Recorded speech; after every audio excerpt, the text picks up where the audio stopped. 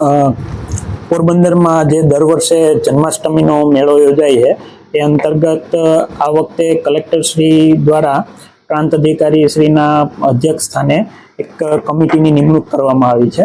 જે કમિટીનું મુખ્ય કાર્ય જે આ મેળો છે એનું લેઆઉટ તૈયાર કરવાનું અને સેફટી, સિક્યુરિટી અને લો એન્ડ ઓર્ડરની ખાસ ધ્યાન રહે એ બાબતનું છે.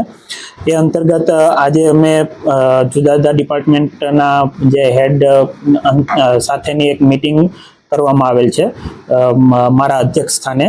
એમાં જે દર વખતે જે સ્ટોલની સંખ્યા અને રસ્તાઓને હતા એ બાબતે આ વખતે થોડું ખાસ સિક્યુરિટી પર્સપેક્ટિવથી ચેક કરી અને રસ્તાઓ જે છે એ મિનિમમ 50 ફૂટ, મુખ્ય રસ્તાઓ 100 ફૂટ જેવા મેળા ગ્રાઉન્ડમાં રાખી સ્ટોલની સંખ્યા પણ એ મુજબ જરૂર જણાય ત્યાં અમે ઘટાડો કરવામાં આવેલ છે અને એ મુજબ ફાઇનલ લેઆઉટ પ્લાન તૈયાર કરવા જઈ રહ્યા છે.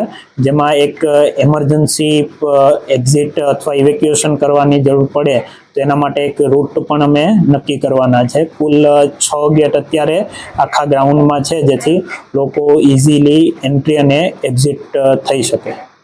ફાયર સેફ્ટીને લઈને શું આવશે?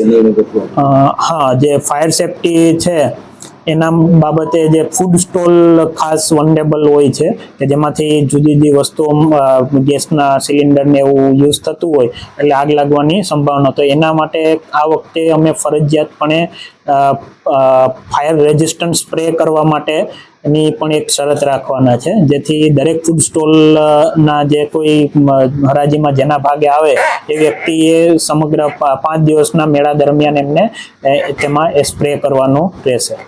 સ્ટોલની હરાજીને લઈને તૈયારીઓ શરૂ થઈ ગઈ? હા, હવે જે લેઆઉટ પ્લાન છે એ ફાઇનલ થવા જઈ રહ્યો છે એટલે એના આધારે એના પછી જે હરાજી માટે કેટલા સ્ટોલ અવેલેબલ છે એની તૈયારી ચાલુ છે.